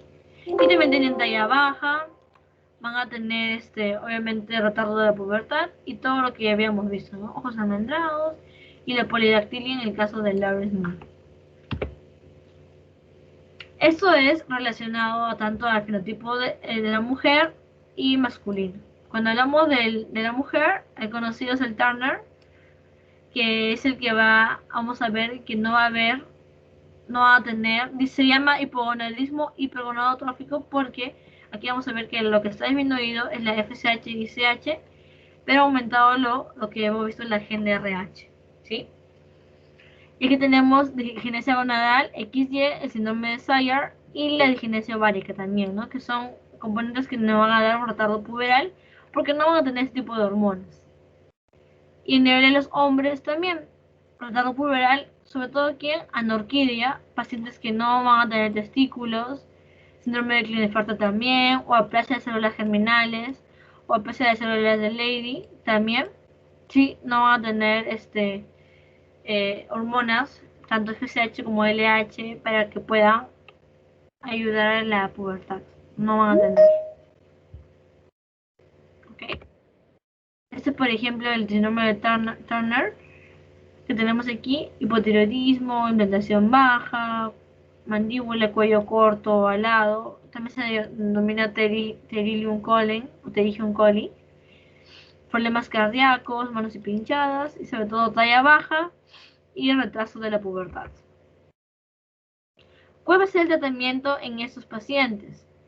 Por ejemplo, si tenemos, como le habíamos mencionado, que esto es lo normal, en mi retardo constitucional de crecimiento, lo que se hace principalmente aquí, si vemos que aún empieza la pubertad a partir de los 14 años o no hay ningún cambio, es inyectar testosterona intramuscular a partir de los 14 años o etinilestradiol en las mujeres a partir de los 13 años principalmente, y revaluar, ¿no? Revaluar. Y hay que ver eso a los pacientes. Pero igual el problema no es perenne, este problema es momentáneo nada más. Luego ya el paciente se desarrolla con plena normalidad. ¿Sí? Hasta aquí, ¿alguna duda, chicos? Con eso terminamos lo que corresponde a la clase del día de hoy. ¿Todo claro? ¿No, alguna duda? Una consulta, sí. Hola, a ver, Ahora, Ángela. sí, que a partir de los 14 años dar este medicamento, ¿no?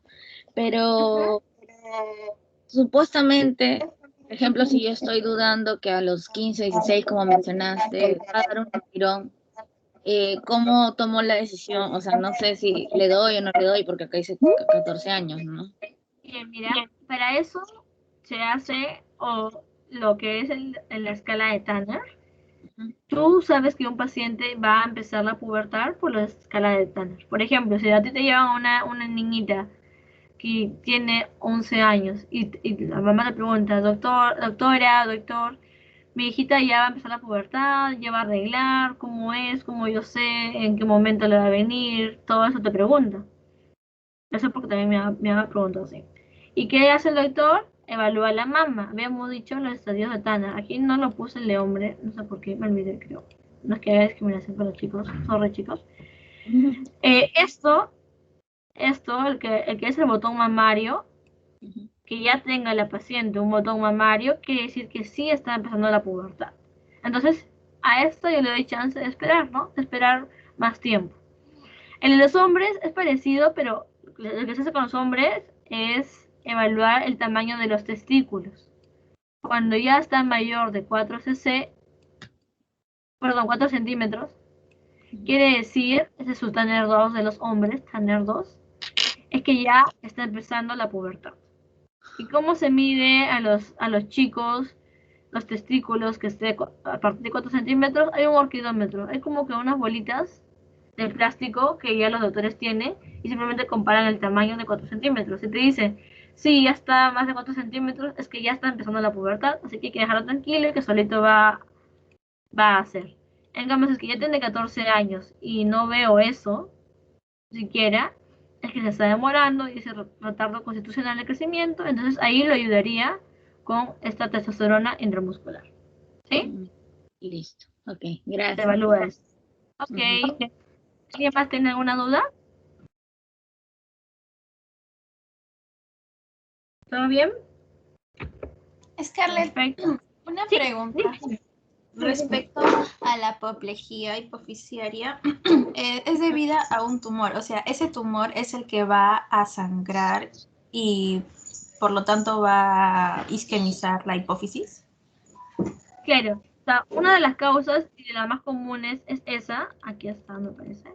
Pues, o sea, por ejemplo, mira, pueden ser varios casos, ¿ya? Cuando te dice apoplejía es que la hipófisis, el tejido, es como que ya ha disminuido, puede ser por muchas razones. Una de las razones puede ser que un tumor, acá está, un tumor apriete o presione, y ¿qué es lo que hace? Obviamente causa una apoplejía, porque cuando presiona mucho va a disminuir la irrigación y va a causar una disminución de la irrigación a esa zona y se va a infartar y obviamente va a disminuir su tejido. Es una de las causas y es la más frecuente, ¿ven? Los macroadenomas. Pero también puede haber un infarto de la glándula pituitaria. ¿Cómo puede haber ese infarto? Puede ser por una isquemia, un trombo justo llegó ahí, o una hemorragia a nivel de esa zona.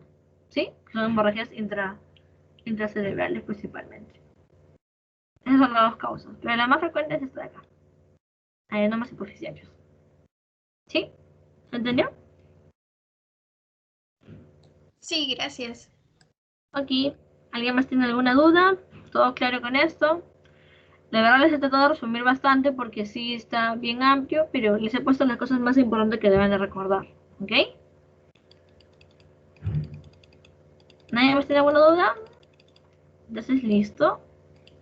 Terminamos, pero no se vayan por favor porque vamos a tomarles su post-test. ¿Ok? Ahorita les voy a enviar el link. Me dan un segundo. Por favor.